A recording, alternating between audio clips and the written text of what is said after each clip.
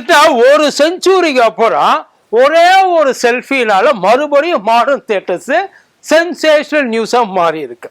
அந்த ஆர்ட்ஸ் அப்படி நின்று பேசுது.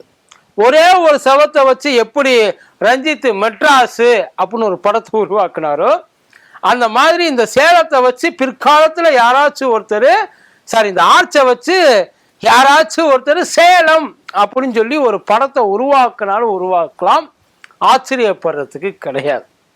அந்த இடத்தோட இன்னைக்கு ஓனர் என்ன சொல்றாரு அப்படின்னா, அந்த இடம் எனக்கு சொந்தமான இடம், என்கிட்டேருந்து இவங்க அதை அபகரிக்க பார்க்குறாங்க அப்படின்னு சொல்லி நெடுஞ்சாலைத்துறையை சொல்றாங்க.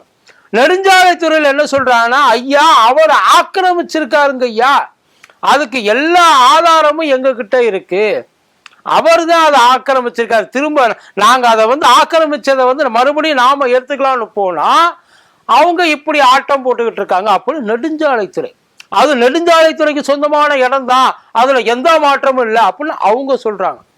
இதுக்கிடையில அந்த ரெண்டு பேருக்கு நடுவுல இன்னொரு மேட்ரு அப்படியே சுத்தி விடுறாங்க, அதுவும் இருக்கு.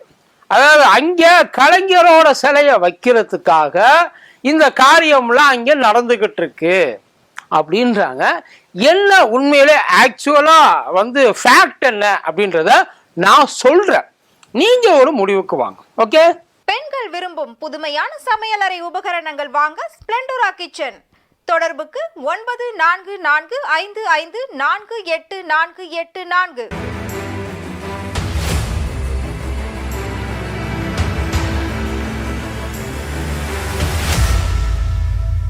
மதியம் நேயர்களுக்கு வணக்கம். இது மதியம் தர்பா, நான் கூத்தடி கோபி. எல்லாருக்கும் தெரியும், பிப்ரவரி மாதம் ஐயா ஸ்டாலின் அவர்கள் ஒரு செல்ஃபி அந்த மாடர்ன் தியேட்டர்ஸ்க்கு முன்னாடி எடுத்து போட்டிருந்தார். அதில் அவர் என்ன விளக்கி சொல்லியிருந்தார்னா, டிஆர்எஸ் ஐயா சுந்தரம் இருக்கார் இல்லைங்களா, அவர் சுந்தர ஐயா உருவாக்குன நாற்றாங்கால், திராவிட இயக்கங்களின் தொட்டில், ஐயா கலைஞரோட பேனா அந்த சொற்கள் அந்த கூர்முனையை திட்டினது இங்கே தான். அதுக்கப்புறம் ஏகப்பட்ட விஷயங்கள் சொல்லிட்டார். சுருக்கமா மறக்குமா நெஞ்சம், நம்ம ரகுமான் டைட்டில் மாதிரி. ஏன்னா இவ்வளவு நினைவலைகளை சுமந்து நிற்கிற ஒரு ஆர்ட்ஸ் தான் இது, வரலாற்று சின்னம் அப்படின்னு சொல்லிட்டு பிப்ரவரியில் ஒரு செல்ஃபி எடுத்து போட்டார். இன்னைக்கு அதுவே அவர் தலைக்கு கீழே கத்தியா தொங்குது. நமக்கு தான் தெரியுமே, ஏதாச்சும் ஒன்று கிடைச்சிட்டா போதும் அதை எடுத்துக்கிட்டு எல்லா இடத்துலையும் நல்லாவே ஆராத்தி எடுப்பாங்க. இப்போ நடந்த அந்த முதல்ல மாடர்ன் தியேட்டர்ஸை பற்றி சொல்லுவேன்.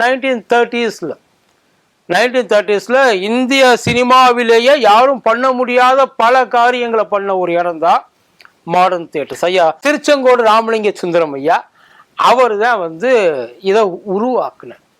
கிட்டத்தட்ட 9 மொழிகளில் 100க்கும் மேற்பட்ட படங்கள், பல இன்டர்நேஷ்னல் அவார்ட்ஸை வாங்கியிருக்க படம், பல தலைவர்களை உருவாக்கின அடையாளம், தமிழ்நாட்டுக்கு அடையாளம் காமிச்ச ஒரு இடம். ஐயா எம்ஜிஆர் இருக்கட்டும், ஐயா கலைஞராக இருக்கட்டும், ஏகப்பட்ட பேர். அது கொஞ்ச நாளைக்கு அப்புறம் அது அவங்க அந்த தொழிலை விட்டுட்டாங்க. அதுக்கப்புறம் அந்த இடங்கள் கைமாறிடுச்சு. இப்போ அதோட ஓனர் விஜய் வர்மா அவர்கள், நம்ம உள்ள போயிருக்காருல, இன்னொரு வர்மா உள்ள இருக்காருல்ல, அவரோட அப்பா அப்படின்றாங்க. அவர் தான் இந்த இடத்த வச்சிருக்காரு. இந்த இடத்துல லாஸ்ட் பிப்ரவரியில் போயிட்டு ஒரு செல்ஃபி எடுத்துட்டு வந்திருக்காங்க. செல்ஃபி எடுக்கும் போது அவர் ஐயா ஸ்டாலின் அப்பா அதை கேட்டிருக்காரு, சொல்லியிருக்காங்க, ஐயா இந்த இடத்துல உங்களுக்கு வேற ஏதாச்சும் ஐடியா இருக்கா?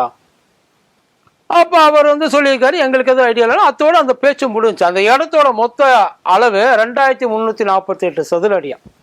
அதில் ஆர்ச்சே கிட்டத்தட்ட 1348 சதுர அடின்றாங்க. அந்த ஆர்ச்சை ஐயா கலைஞர், இந்த விஜயவர்மாவோட அப்பா இருக்காரு இல்லையா, அவர்கிட்டயே சொல்லியிருக்காரு, இதை கொஞ்சம் பார்த்துக்கங்க, நம்ம இதை மட்டும் எதுவும் செய்ய வேண்டாம், ஏன்னா இதுக்குன்னு சொல்லிட்டு பின்னாடி ஒரு பெரிய ஹிஸ்ட்ரி இருக்கு அப்படின்னா அவங்களும் அதை பாதுகாத்துட்டு தான் வந்திருக்காங்க. பெயிண்ட் அடிச்சிருக்காங்க, பிளாக் அடிச்சிருக்காங்க, எல்லாம் பண்ணியிருக்காங்க.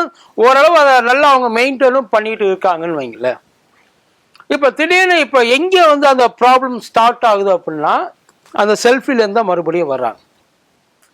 செல்ஃபிலேருந்து வர்றப்போ அவங்க என்ன சொல்கிறாங்கன்னா, கலைஞருக்கு அந்த இடம் சிலை வைக்கிறதுக்கு உங்களுக்கு விருப்பமா அப்படின்னு கேட்டோன்னா அவங்க விருப்பம் இல்லை அப்படின்னு சொல்லிட்டாரு. அதோட அந்த பேச்சு முடிஞ்சிச்சு. அதாவது ஐயா ஸ்டாலினுக்கும் அந்த ஓனருக்கும் இடையில அந்த அதுக்கப்புறம் அங்கே இதே நினப்பாவ அவர் திரிவாரு, அவருக்கு வேற வேலை இல்லைல்ல. ஆனா கலெக்டருக்கு வேற வேலை இல்லை அப்படின்னு அவர் சொல்றாரு, அந்த இடத்தோட ஓனர். கலெக்டர் வந்து கங்கணம் கட்டிட்டு தெரிஞ்சிருக்காரு, இந்த இடத்த எப்படியாவது நாம வந்து முடிக்கணும் அப்படின்னு அவர் சொல்றாரு. கலெக்டர் 3-4 தடவை கேள்வி கேட்டு அவர் பதில் யோசிச்சிங்களா, பேசுனீங்களா, செஞ்சீங்களா அப்படின்னு கேட்குறப்போ அவர் வந்து ஒரு கட்டத்தில் இல்லை அப்படின்னு சொல்லிட்டாப்புல. ஆனா இதுக்கு முன்னாடியே இந்த நெடுஞ்சாலைத்துறை வழக்கு இருந்ததா சொல்றாங்க. அங்க அந்த விரிவாக்க பணிகள், திட்டப்பணிகள்லாம் அங்கே ஏற்கனவே முடுக்கி விடப்பட்டிருக்கு. அதுல அவங்க அந்த ஏரியால எட்டோ எவ்வளவோ சொல்றாங்க. அது வழியில இது எங்க இருக்குன்னா சேலம் டு ஏற்காடு போற வழியில கண்ணக்குறிச்சி அப்படின்ற இடத்துல இருக்கு. அந்த இடத்துல சாலை விரிவாக்க திட்டத்துக்காக அளந்து பார்க்கறப்ப ஏற்கனவே இது சம்பந்தமா அவங்ககிட்ட பேசியிருக்காங்க. இது நெடுஞ்சாலைத்துறைக்கு கீழே வருது, இந்த இடத்துல நீங்க ஆக்கிரமிச்சிருக்கீங்க அப்படின்னு வந்து கோர்ட்ல ஆல்ரெடி போட்டு கோர்ட்டு வழக்குமே தீர்ப்பா இருக்கா. அதைத்தான் அவங்க சொல்றாங்க. இது எடுத்த உடனே எல்லாருக்கும் அதாவது நம்ம போனோன்னு அந்த கிரேனு மட்டும்தான் ஞாபகத்துக்கு வரும். அதை இதை எடுத்துட்டு போறாங்க, அந்த இதை கழட்டிட்டாங்க, அராஜகம் பண்றாங்க, அட்டூழியம் பண்ண. பட் அதுக்கு முன்னாடியே ஒரு ஹிஸ்டரி இருக்குதான், அது அவங்களுக்குமே ரொம்ப நல்லா தெரியும். ஐயா இவங்க கேட்டது உண்மை, பார்த்தது உண்மை, இந்த ஐடியாவை என்ன பண்றதுன்னு அவங்கள்ட்ட கேட்டது எல்லாமே சரி. அதுக்கு முன்னாடியே இதெல்லாம் நடந்திருக்கு. அவர் பாவம் யதார்த்தமா போய் நின்று எடுத்த செல்ஃபி இன்னைக்கு அவருக்கே திருப்பி வந்திருக்கு. அதுல இன்னொரு முக்கியமான விஷயம் என்ன சொல்றாங்க அப்படின்னா, அங்க வந்து கல்லை வந்து வச்சுட்டு போயிருக்காங்க, அந்த நெடுஞ்சாலைத்துறை கல்லை வச்சுட்டு போயிருக்காங்க. ஆனா அவர் கேட்கிற கேள்வி, சரிங்க நெடுஞ்சாலைத்துறை கல்லை வச்சுட்டு போயிட்டீங்க, அந்த கல்லை வைக்கிறாங்க எல்லா இடத்துலையும் தானே வைக்கணும், என் இடத்துக்கு முன்னாடி மட்டும் வைக்கிறீங்களே. அவங்க சொல்றது எல்லா இடத்துலையும் நாங்கள் வச்சுக்கிட்டு இருக்கோம், நாங்கள் இங்கே வச்சது கூட அவரோட சொத்துக்கு எந்த விதமான பாதிப்பும் எந்த விதமான இடையூறு ஏற்படுத்தாத வண்ணம் தான் நாங்கள் வச்சிருக்கோம். நாங்கள் இதை கொண்டாந்து நடுவில் வந்து உடனே எதையும் போட்டு மறைக்கல. நல்ல சட்ட விதிகளை நீங்க பார்த்துக்கங்க. ஒரு பக்கம் மட்டும்தான் எல்லாரும் சொல்றாங்களே தவிர இன்னொரு பக்கத்தை யாருமே பேச மாட்டேன்றாங்க. இது நெடுஞ்சாலைத்துறை கொடுக்குற ரிப்போர்ட், அவங்க கொடுக்குற அறிக்கை. அவங்க என்ன சொல்றாங்கன்னா அடிச்சு சொல்றாங்க நெடுஞ்சாலைத்துறை.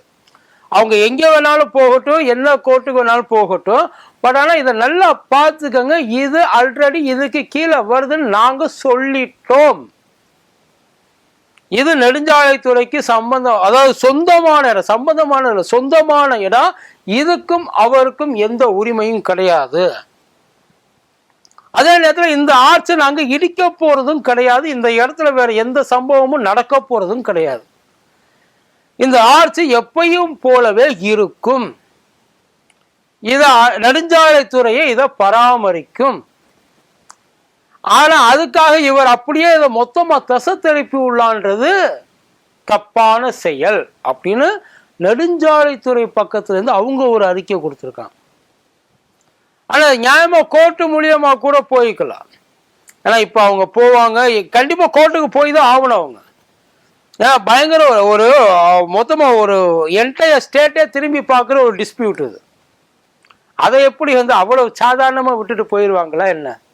ஆனா ஒரு விஷயம் நல்லா தெரிஞ்சு, இவ்வளவு பப்ளிக்கா இவ்வளவு ஓப்பனா ஒரு விஷயத்தை வந்து ஆக்கிரமிப்பு அப்படின்ற முறையில வந்து அவ்வளவு ஈஸியா டச் பண்ணிட முடியுமா அப்படின்னு பாத்தீங்கன்னா அது ரொம்ப கஷ்டம்தான், ரொம்ப கஷ்டம். ஆனா அந்த இடத்தோட ஓனரு இது ஏன் இடம், அதாவது வழியா அவங்க கையில இருந்து நான் வாங்கிட்டேன், அது வேற ஒருத்தர் கையில இருந்து இப்ப இங்க மாறி இருக்கு, இப்ப என்கிட்ட இருந்து என் பையனுக்கு மாற போகுது, இத்தனை வருஷமா இல்லாதது இப்ப என்ன, அதை விரிவாக்கம் பண்ணும் போதுதான் எங்களுக்கு தெரியும்னு இவங்க சொல்றாங்க.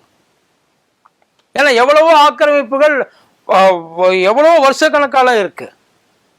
அதெல்லாம் வந்து அங்க பக்கத்துல நெருங்கும் போதுதான் அது பல பிரச்சனைகளை நம்ம வந்து சந்திக்க நேரிடும். அதுக்கு முன்னாடி வந்து எதுவுமே தெரியாது. ஸோ இது ரெண்டு தான் இவங்களோட ஸ்டேட்மெண்ட், அதாவது ஹைவேயோட ஸ்டேட்மெண்ட்டு, அதுக்கப்புறம் அந்த ஓனரோட ஸ்டேட்மெண்ட்டு. ஸோ இவங்க இதில் வந்து எப்படி இதை சால்வ் பண்ண முடியும் அப்படின்னு பார்த்தீங்கன்னா, நாம் வெளியிலேருந்து பார்க்குறப்ப நமக்கு ஒவ்வொருத்தருக்கும் ஒவ்வொரு கதை தோணும். எங்கேயாச்சும் ஒரு முடிவு, அதாவது ஒரு முடிச்சு போட்டு அழகாக எடுத்து நல்லா பேசலான்னு வைங்கள.